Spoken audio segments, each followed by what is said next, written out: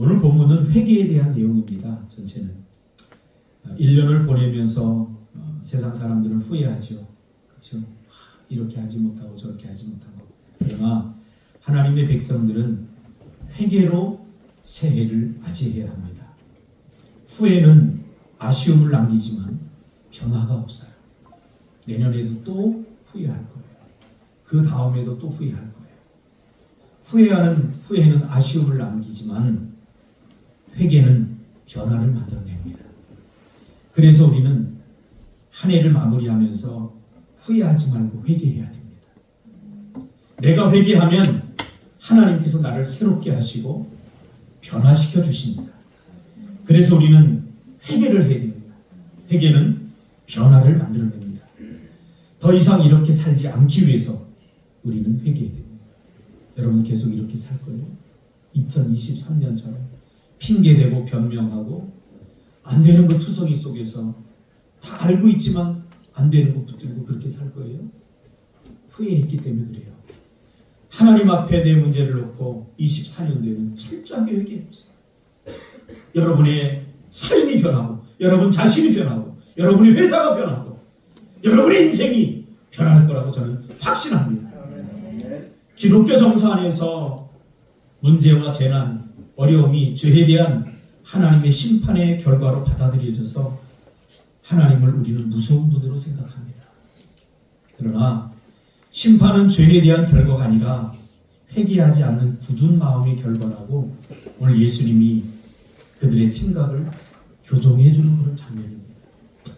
죄 때문이 아니라 죄를 짓고도 회개하지 않아서 망하는 거예요. 당시 사람들은 그들이 지은 죄에 대해서 어떤 형량을 받게 되는데 그때 주변 사람들이 그 형량이 과연 합당한가라는 여론 조성층들이 저 사람이 사형을 선고받고 저 사람이 이런 일들을 선고받았는데 3년형을 선고받았는데 과연 합당한가 하는 여론 조성층들이 있었어요.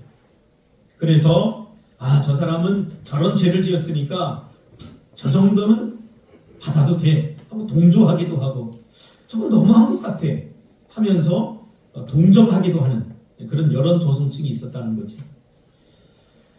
오늘은 그런 배경 속에서 빌라도가 갈릴리 사람 전도 여행을 하던 갈릴리 사람 2명에게 사형 선고를 하고 그들의 피를 받아서 제물을 드릴 때 이방 제단의 제물을 드릴 때 그 피를 섞어버립니다. 그런 일들이 있었어요. 이것을 사람들이 이건 너무하다. 그냥 성지순례한 것뿐인데 저들이 성지순례한 것뿐인데 이 빌라도가 잡아서 죽여서 그것도 피를 쫙 빼가지고 제물 자기네 우상에 드리는 제물에 이 피를 섞어버린 것이 이거 너무하지 않냐? 그러면서 예수님께 물어요. 근데 궁금해서 묻는 게 아니라 이거 너무하다라고 말하면 어떻게 해요? 로마에 저항하고 하는 거기 때문에 나쁜 여론을 조성할 것을 알고 이제 예수님을 곤란하게 하기 위해서 예수님께 묻습니다. 그 형량이 과연 합당합니까? 라고 묻자 예수님은 사람의 재난이 반드시 하나님의 심판으로 인한 것이 아님을 명백히 하면서 오히려 이것이 무슨 이유 때문인지 이게 옳고 그른가를 따지기 전에 너희들은 저것을 보고 깨닫고 자신을 성찰할 기회로 삼아야 한다 라고 말하는 거예요. 누구든지 그러니까 우리는 신앙생활하면서 항상 인과론이 붙잡혀 살아요. 내가 이런 일을 당하는 것은 이런 죄를 지었기 때문이다. 아니에요. 인과론으로 다 풀 수 없어요. 그래서 예수님께서는 자꾸 원인이 뭔지 그거 묻는 게 아니라 저 사람이 저렇게 저 사람들이 저렇게 심판을 받는 것 같은 그런 상황에 처해 있는 것을 너희들이 보면서 너희들도 언제든지 저렇게 될 수 있다는 것을 반드시 기억하라는 거예요. 이 말은 뭐냐면 우리가 살아갈 기회가 항상 주어지지 않는다는 거예요. 그러면서 열매 없는 나무에 대한 비유를 하는 거예요. 그게 오늘 우리가 읽은 본문이에요. 한 사람이 포도원에 무화과 나무를 심고 포도원 시기에는 맡기고 열매가 맺을 즈음에 가는 거죠. 가봤더니 무화과 나무에 아무 열매도 맺지 않았어요. 그렇게 한 해를 가고 또 한 해를 가고 또 한 해를 가고 3년을 갔지만 여전히 무화과 나무는 열매가 없었어요. 그래서 주인이 뭐라고 그러냐면 열매도 맺지 못하는 이 나무 놔두면 괜히 땅만 버리니 찍어버리겠다 라고 결심하게 됩니다. 그러자 그 포도원 지기가 간청을 합니다. 주인님, 한 번만 더 기회를 주세요. 내가 두루 파서 거름을 주고 가꾸어 열매를 맺게 해볼게요. 그러면서 후에 열매가 열리면 좋거니와 그렇지 않으면 1년 더 기회를 주셨을 때 그래도 거름을 주고 내가 가꾸었는데도 열매를 맺지 못하면 그때 찍어버리셔서 라고 간청을 하는 거죠. 이게 비유예요.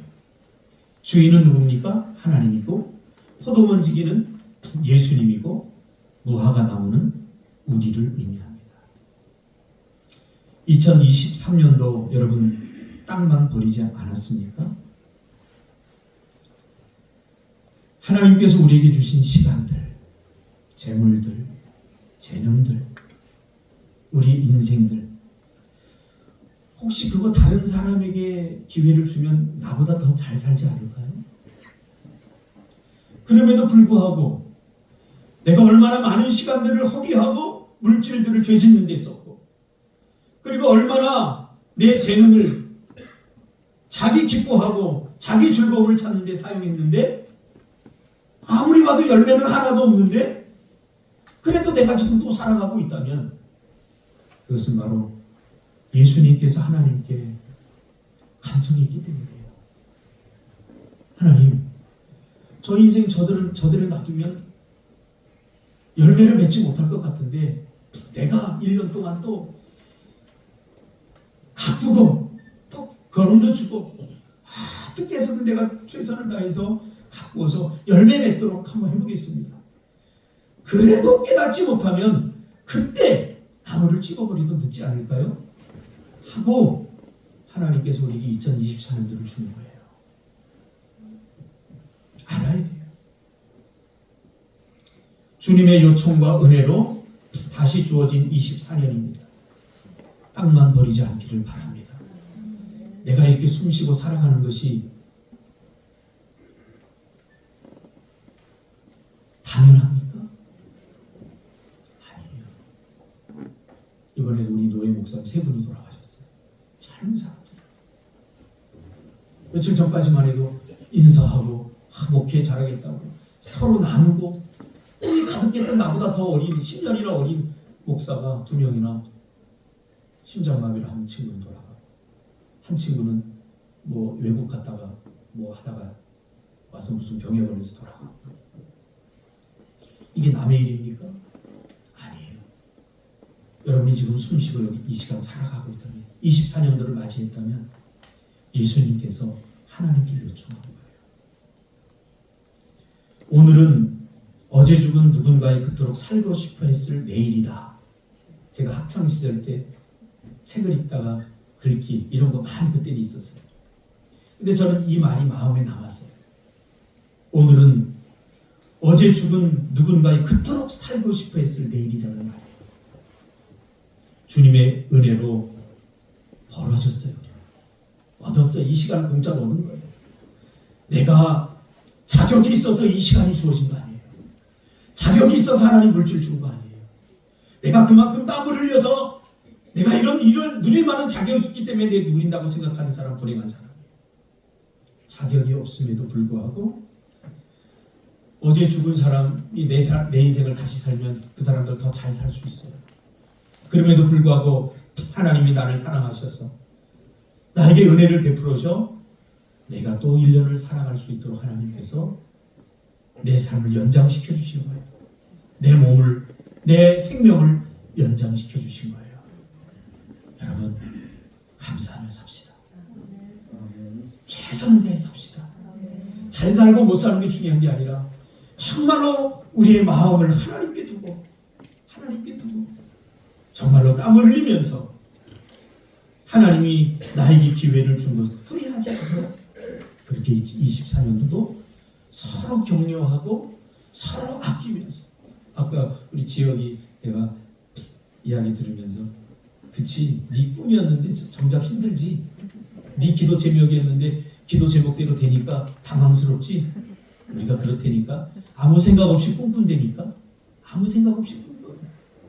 우리가 과연 자격이나 됩니까? 1,000억을 달라고 하는데 1,000억 버는 사람들이 얼마나 고뇌하고 고민하고 살얼음방 같은 곳을 지나다니는지 여러분 아십니까? 제가 월 연 매출 1,000억 되는 애니원 그 선교사님 친구 우리 다 같이 가봤잖아요. 우리 젊은 친구들 비즈니스 선교하기 전에 가서 세미나를 듣고 저희들이 했는데 그분이 하는 얘기가 있어요. 자기가 책 100권을 읽고 났더니 세상이 새롭게 보이더래요. 예수 안 믿는 사람이 어떻게 하면 돈 벌지 딱 눈에 보이더라는 거예요.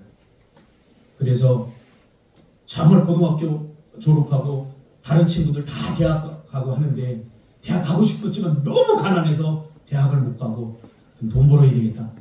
그리고 돈이 워낙 없으니까 가본다 자산거리 송이버섯 캐고 막 그랬던 사람인데 100권을 읽고 났더니 세상이 보이더래요.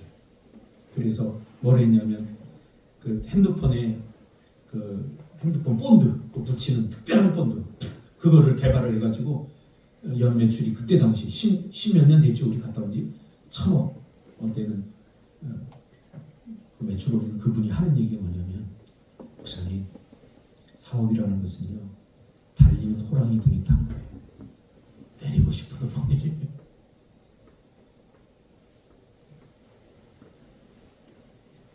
밤새라 고민하고 걱정하고